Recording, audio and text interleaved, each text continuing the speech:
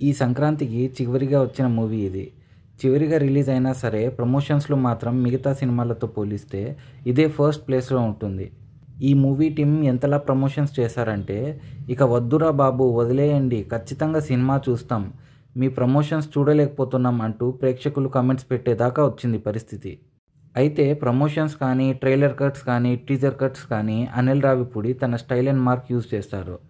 అంటే జనరల్‌గా స్టోరీస్‌ని teasers and ట్రైలర్స్‌లో చెప్పేస్తే అసలు కథపై ఇంట్రెస్ట్ ఉండదని చాలామంది డైరెక్టర్స్ అనుకుంటారు. కానీ అనిల్ రావిపూడి మాత్రం తన సినిమా స్టోరీస్‌ని ముందే హింట్ ఇచ్చేసి ప్రేక్షకులు ఎప్పుడెప్పుడు సినిమా చూడాలా అనేటట్టు చేస్తారు.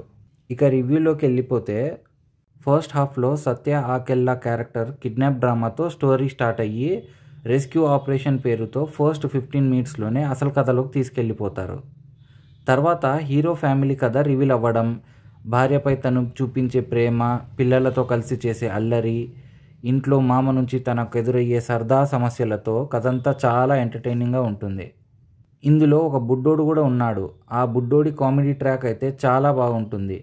ఇక గోదారి గట్టు పాట అయితే చాలా బాగుంది స్క్రీన్ మీద. అలా ఫస్ట్ హాఫ్ ఎక్కడా ల్యాగ్ లేకుండా ఎంటర్టైనింగ్గా సాగిపోతుంది. ఇక ఇంటర్వెల్లో పెద్ద ట్విస్ట్ ఏమీ లేకుండా సింపుల్గానే సెట్ చేశారు. ఫస్ట్ హాఫ్ లాగే సెకండ్ హాఫ్ కూడా ఓ కిడ్నాప్ డ్రామాతోనే మొదలవుతుంది.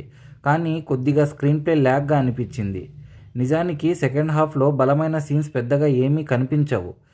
భాగ్యం, మీనాలకు మధ్య నడిచే సీన్స్, వారిద్దరి మధ్య నలుగుతూ hero frustration, climax action scenes చాలా బాగున్నాయి. ఇక వెంకటేష్ గారు ఓ మంచి భర్తగా, మరోవైపు లవర్ బాయ్గా, ఇంకోవైపు సిన్సియర్ పోలీస్ ఆఫీసర్గా చాలా బాగా నటించారు. సినిమా అంతా తనదైన కామెడీ టైమింగ్తో కడుపుబ్బా నవ్వించాడు. భాగ్యంగా ఐశ్వర్య, మీనుగా మీనాక్షి చౌదరి వెంకటేష్ గారితో పోటీపడి నటించారు.